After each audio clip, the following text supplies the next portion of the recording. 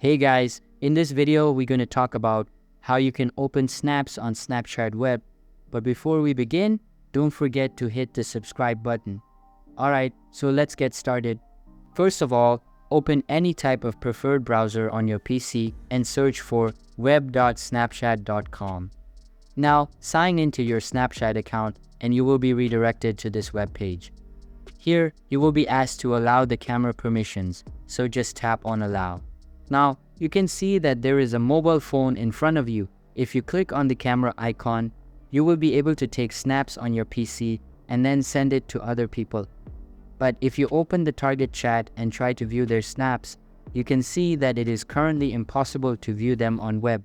You can try using mobile emulator softwares, but on a web browser, you won't be able to access them. That's how you can open snaps on Snapchat web. So that's all for today's video. Hope you liked the video. Thanks.